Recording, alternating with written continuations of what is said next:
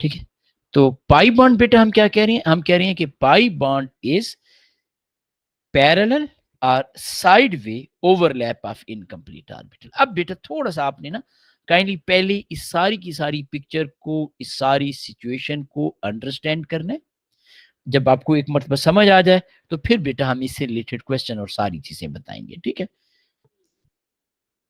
हमने इस डेफिनेशन को थोड़ी फॉर द टाइम भी यहाँ पे साइड पे रख लेते हैं। अभी मैंने पाई बॉन्ड में आपको 2-3 और चीजें भी बतानी है, वो मैं बाद में बताता हूँ बेटा। ठीक है, पहले सिर्फ और सिर्फ हम ऑक्सीजन की तरफ आ जाते हैं।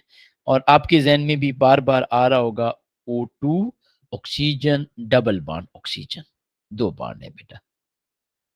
जी बेटा, जी जी हिलें जी। ठीक है, पैरेलल और side way overlap of incomplete orbital. ठीक है, मैं यहाँ पे इसको इसलिए हाइड किया है कि मैं एक चीज पहले कंसेप्चुअली आपको टीच करना चाह रहा हूँ। अब बेटा अगर हम ऑक्सीजन की बात करें तो ऑक्सीजन का प्रोटॉन नंबर हमारे पास है 8 and it's electronic configuration is 1s2 2s2 2p4। ये बेटा हमारे पास 3 p ऑर्बिटल है। मैंने आप लोगों को बताया बार बार कि ये जो p ऑर्बिटल है एग्जामिनर स्मॉल बॉक्सेस भी रिप्रेजेंट कर सकता है और इस तरीके से भी बेटा वो शो कर सकता है, और हम इसे हाफ हेडेड एरो या फिर कंप्लीट हेडेड एरो दोनों से वो कर सकते हैं। Now you can clearly see this thing, we are having 2 incomplete orbital.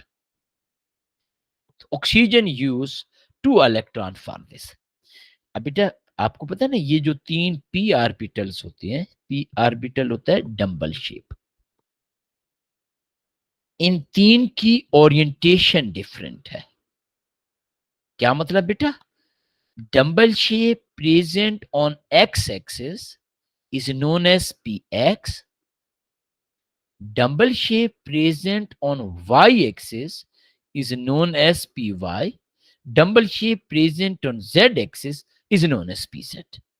यानी ये बेसिकली ये आपके पास एक p ऑर्बिटल है, और हम अपनी सहूलत के लिए कह देते हैं कि ये एक और p ऑर्बिटल है। ये दोनों इनकम्प्लीट है। ठीक है, तीसरा जो p ऑर्बिटल है वो कंप्लीट है, वो हम यहाँ पे शो नहीं करते बेटा। ठीक हो गया, ये बेटा मैं आपके सामने दूसरा वो कर लेता हूं, ये मैं यहाँ पे लिख भी देता हूं ताकि आप लोग टेंशन में ना आए। रफ वर्क, ये बेटा एक और ऑक्सीजन में बना लेता हूं इसी तरीके से। ये एक p ऑर्बिटल और ये p ऑर्बिटल। वैसे ये जो डबल डंबल होता है ये d बन जाता है, लेकिन हम यहाँ पे चूंकि d एक तो E2 के अंदर है और दूसरे नंबर पे हम यहाँ पे इसको मैं यहाँ पे शेडेड कर लेता हूँ, इसको मैं कह रहा हूं कि ये लेट से for the time being px, और ये जो है बेटा ये हमारे पास लेट से for the time being py है, और इसी तरीके से बेटा हम इसको भी कह देते हैं कि ये हमारे पास py है, और इसको भी बेटा हम यहाँ पे कह देते हैं कि ये हमारे पास px है जी, ताकि आप कल को ये मिस्टेक ना करें कि ये कोई डी की सर ने शेप बनाई थी और समथिंग लाइक दैट। अब देखिए बेटे आपको पता है ना कि X axis, Y axis and Z axis में 90 डिग्री का डिफरेंस होता है। 90 90 90 तीन एक्सिस है, इनमें 90 का। इसका मतलब है कि अगर हम इन दोनों को पैरेलल ओवरलैप कराएंगे तो वो दोनों, ओए ये तो गायब ही हो गया, अच्छा बाकी दो 90 के एंगल पे आ जाएंगे। कैसे बेटा, ये देखिएगा ये अब ये जब आप ओवरलैप कराएंगे तो इस न्यूक्लियस और इस न्यूक्लियस के दरमियान 4 इलेक्ट्रॉन आ गए, सॉरी 2 इलेक्ट्रॉन। ये बेटा कितने इलेक्ट्रॉन आ गए, 2 electron. So in other word these 2 nuclei will come close to each other. ये मैं लिखूंगा भी सही, परेशान नहीं होना। After sigma bond formation bonding nuclei come close to each other. अब जब ये दोनों न्यूक्लियाई एक दूसरे के करीब आएंगे तो ये वाला जो p ऑर्बिटल है, ये वाला जो p ऑर्बिटल है, ये पैरेलल ओवरलैप कर जाएंगे। यानी ये इतने करीब आ जाएंगे कि ये एक्चुअली ये यूं हो जाएगा। हम कभी भी सिग्मा और पाई इकट्ठे नहीं दिखाते, हमसे एग्जामिनर सिग्मा सेपरेट पूछता है, पाई सेपरेट पूछता है, तो इसलिए हम सिग्मा और पाई दोनों को इसमें नहीं दिखा। हाँ, हाइब्रिडाइजेशन पढ़ेंगे फिर बेटा लास्ट में दोनों इकट्ठे दिखाएंगे, लेकिन विदाउट हाइब्रिडाइजेशन हम इन दो में से किसी एक को दिखाते हैं। तो ये देखें, ये पैरेलल ओवरलैप आ गया, इसको बेटा हम कहते हैं पाई बॉन्ड। अब मैं फिर से कुछ बातें रिपीट करने जा रहा हूं। पहले बना sigma bond, after sigma bond formation, bonding nuclei come close to each other. When bonding nuclei come close to each other, तो ये बेटा आपके पास पैरेलल ओवरलैप हो गया, और यू कैन से ये parallel, this is known as pi bond. मैं लिखूंगा भी सही बेटा, परेशान नहीं हो ना। अब मैं सिर्फ एक आखिरी चीज बता दूं, this is very very important thing, ताकि आपको कोई कंफ्यूजन कोई प्रॉब्लम ना हो। देखिए बेटा, सिग्मा बॉन्ड में यहां पे दो इलेक्ट्रॉन थे। कितने इलेक्ट्रॉन थे? दो। They were present between two nuclei. Pi में नॉर्मली हम ये कहते हैं कि एक इलेक्ट्रॉन यहां पे है, एक यहां पे, यानी electron above and below the plane है। इसका मतलब है इलेक्ट्रॉन दूर दूर है। तो pi bond is a weaker bond than the sigma bond. और ये इलेक्ट्रॉन, ये वाला लेट से इलेक्ट्रॉन जब इधर मूव करेगा, और ये वाला इलेक्ट्रॉन जब इधर मूव करेगा, तो होगा क्या, ये इस तरीके से एक ओवल शेप, ये इस तरीके से एक और ओवल शेप, ये पॉजिटिव चार्ज, इस कंप्लीट को हम कहते हैं वन पाई बॉन्ड। मैं इन सारी चीजों को लिखूंगा, 5-1 मिनट एक्स्ट्रा हो जाए, अपने माइंड नहीं करना बेटा। प्लीज एक छोटी सी चीज याद रखिएगा, एस केमिस्ट्री का कोर्स किसी भी ए लेवल सब्जेक्ट में सबसे ज्यादा है, और A2 केमिस्ट्री शॉर्ट है, काफी शॉर्ट है। तो इसीलिए एस केमिस्ट्री में आप थोड़ा सा माइंड में रखिएगा कि 5-1 मिनट अगर आपकी क्लास हो जाए तो काइंडली माइंड नहीं करना आप लोगों ने, क्योंकि मैं ये चाहता हूं कि फुल डिटेल में भी बताऊं और टाइम पे भी खत्म हो। इसलिए आज मैंने टेस्ट सेपरेट लिया और क्लास हमने सेपरेट रखी, ताकि प्रॉब्लम ना हो बेटा। अब बेटा कोई कंफ्यूजन हो आपने मुझे बताने, ताकि मैं लिखूं तो फिर प्रॉब्लम ना हो। Pi bond is bond which is form by parallel overlap और side way overlap of incomplete orbital. Pi bond is always form after the sigma bond formation, क्योंकि पहले सिग्मा बॉन्ड बनता है, न्यूक्लियाई क्लोज आती हैं, फिर पाई बनता है। इसका मतलब है single covalent bond is sigma bond only, double covalent bond is one segment one pi. Pi bond में चूंकि एक इलेक्ट्रॉन, या नॉर्मली हम कहते हैं कि electron above and below the plane होता है, इलेक्ट्रॉन डेंसिटी लो होती है, इसलिए pi bond are weaker than the sigma bond. और तीसरे नंबर पे हम कह रहे हैं कि हम पाई बॉन्ड को इस तरीके से रिप्रेजेंट करते हैं, यानी ये how pi bond form, and this is the shape of pi. अब बेटा मैं यहां पे लिखने जा रहा हूं, ताकि आपको कोई कंफ्यूजन कोई प्रॉब्लम ना हो बेटा, ठीक है। पहले तो बेटा बताएं, किसी बच्चे को है कोई कंफ्यूजन, कोई क्वेश्चन बेटा? चले मैं लिख देता हूं बेटा जी। थैंक यू बेटा जी, thank you ji.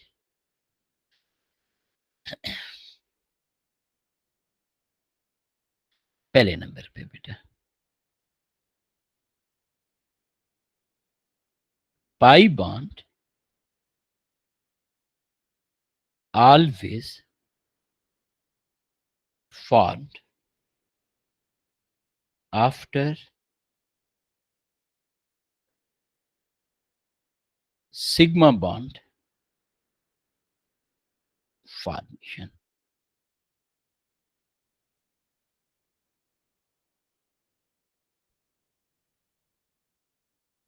Bonding nuclei come close to each other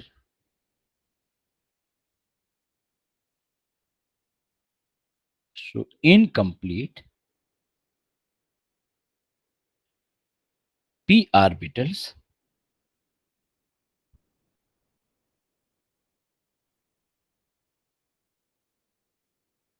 parallel to each other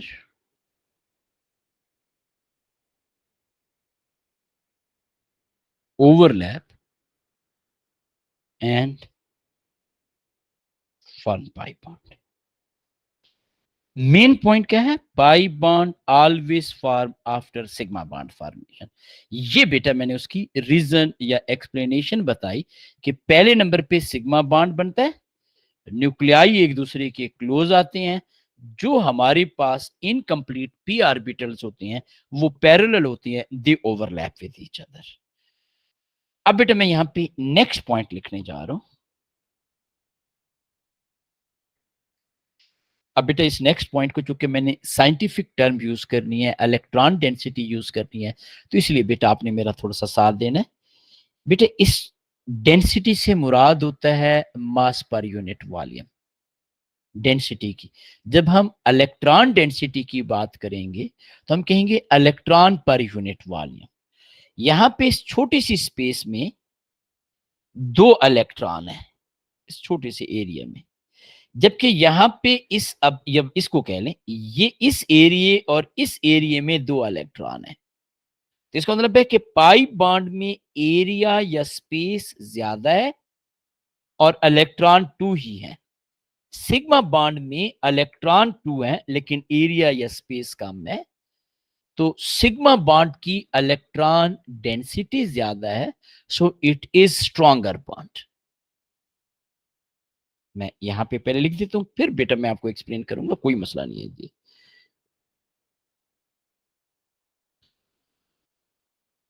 sigma bond is stronger than pi bond। बेटा मैं ये नहीं कह रहा कि single bond is stronger than the double bond, no not at all, क्योंकि double bond में sigma और पाई दोनों प्रेजेंट होते हैं। Reason,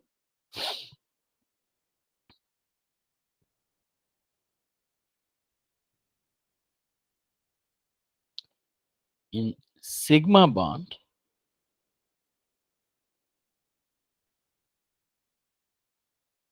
electron density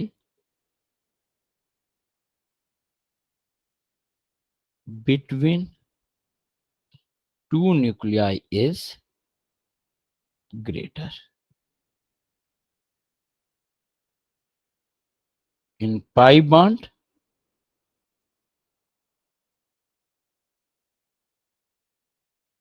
electron density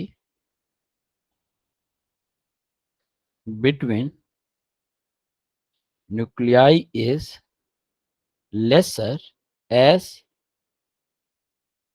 electron present above and below plane। Sigma bond क्या होता है बेटा? स्ट्रॉन्गर होता है एज कंपेयर टू व्हाट बेटा? Pi bond. यानी आप अगर कार्बन कार्बन सिंगल बॉन्ड की एनर्जी देख लें, बॉन्ड एनर्जी बेटा डेटा बुकलेट से देख लीजिएगा, अभी मेरे पास राइट नाउ डेटा बुकलेट नहीं है, और कार्बन डबल बॉन्ड कार्बन की देखें, तो कार्बन सिंगल बॉन्ड कार्बन वैसे एक एवरेज में वैल्यू, यहाँ पे रफ वर्क कहाँ पे हमने किया था, मैं रफ वर्क में बता देता हूँ, ये एक एवरेज वैल्यू 364 के करीब है, मुझे एग्जैक्टली याद नहीं है बेटा, आप डेटा बुकलेट से देखेंगे। कार्बन डबल बॉन्ड कार्बन 610 के करीब करीब है।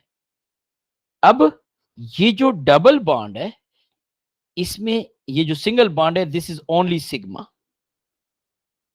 और इस डबल बॉन्ड में हमारे पास सिग्मा प्लस पाई है। सिग्मा प्लस पाई 610 है, सिग्मा 364 है, plus pi is equal to 610, तो पाई की वैल्यू आ जाती है 610 माइनस 364, तो ये बेटा आपके पास वैल्यू आ जाती है मेरे ख्याल है 246। तो you can clearly see this thing, it is lesser. बाज़-औक़ात बच्चे पाई बॉन्ड को डबल बॉन्ड समझते हैं बेटा, मैं बिल्कुल बेटा रिपीट करता हूँ जी, इलेक्ट्रॉन डेंसिटी बेटा, ठीक है बेटा, डेंस पहले इस बात की समझ आ गई बेटा। अब मैं बेटा आपका इलेक्ट्रॉन डेंसिटी की भी बात करता हूँ बेटा। ये वैल्यू में नहीं, तकरीबन तकरीबन इसी रेंज के अंदर वैल्यू है, आप एक्यूरेटली डेटा बुकलेट से देख लेंगे। देखें बेटा डेंसिटी से क्या मुराद होता है? डेंसिटी से मुराद होता है mass per unit volume. So when we are using the term electron density, it mean number of electron over volume. अब सिग्मा बॉन्ड में भी 2 इलेक्ट्रॉन है, पाई बॉन्ड में भी 2 इलेक्ट्रॉन है, but in pi bond volume is greater. Electron above the plane भी है, below the plane में. बेटा ये देखिएगा जी, इसलिए बेटा पाई बॉन्ड में इलेक्ट्रॉन डेंसिटी कम है, यानी नेगेटिव चार्ज स्कैटर्ड है. जब चार्ज स्कैटर्ड है तो न्यूक्लियस उसे वीकली अट्रैक्ट करेगा. अब है बेटा कोई कंफ्यूजन, कोई प्रॉब्लम जी? अच्छा, अब मैं बेटा यहां पे एक चीज आपको और बता दूं.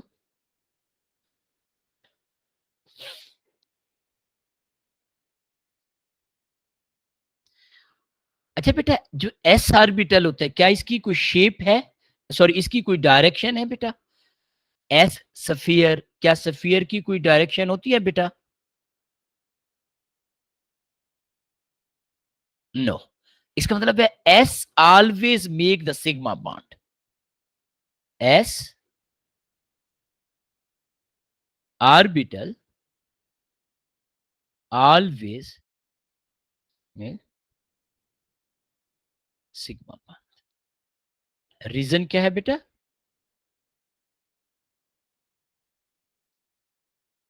sphere s orbital is directionless. हमें तो चाहिए पैरेलल, पैरेलल में डायरेक्शन होती है, तो ये बेटा हमारे पास नहीं होता. फिर this is very very important thing, ये इससे रिलेटेड आपको काफी क्वेश्चन मिलेंगे. एग्जामिनर हमसे पूछता है कितने सिग्मा बॉन्ड है, कितने कोवलेंट बॉन्ड है. Single covalent bond only 1 sigma. अच्छा, बिटवीन 2 एटम सिर्फ एक ही सिग्मा हो सकता है जी. Atom, not the element. Double covalent bond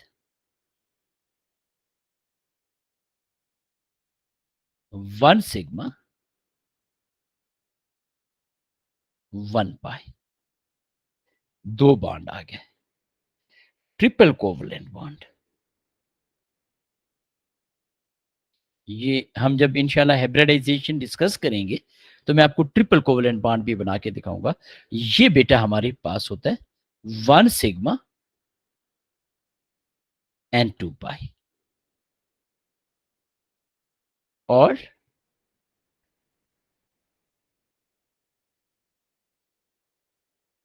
for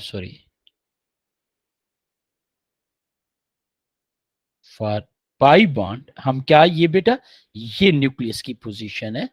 ये बेटा 2 ओवल शेप होते हैं. अच्छा, बाज बुक्स में ना किसी एक ओवल को वो शेडेड भी कर लेता है, तो कोई आपने परेशान नहीं होना. अगर आप दोनों को करना चाहें, किसी एक को करना चाहें, कोई ऐसा प्रॉब्लम नहीं है. ये बेसिकली ये दिखा रहा होता है कि one is directed toward you, other is away from you.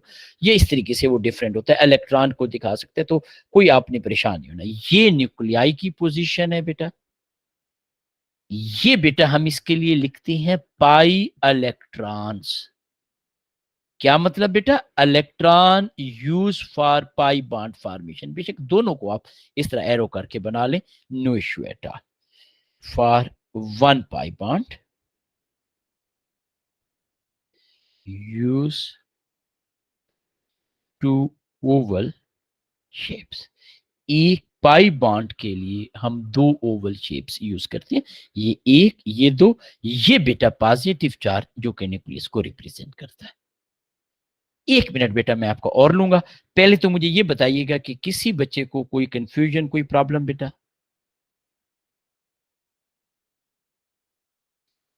थोड़ा सा हम, गुड, शाबाश बेटा, क्योंकि हम ऑलरेडी डिस्कस कर चुके हैं. ठीक है जी. तो देखिए, एक तो हमसे एग्जामिनर डायरेक्ट ये पूछता है कि पाई बॉन्ड साइड वे और पैरेलल ओवरलैप. अब बेटा मैं जो चीज आपको दिखाना चाह रहा था, ये देखें बेटा, ये उसने पाई बॉन्ड को दिखाया हुआ है. अब चूंकि इस क्वेश्चन में उसने हमसे क्या मांगा हुआ है, ड्रॉ या sketch the shape of 1 sigma and 1 pi.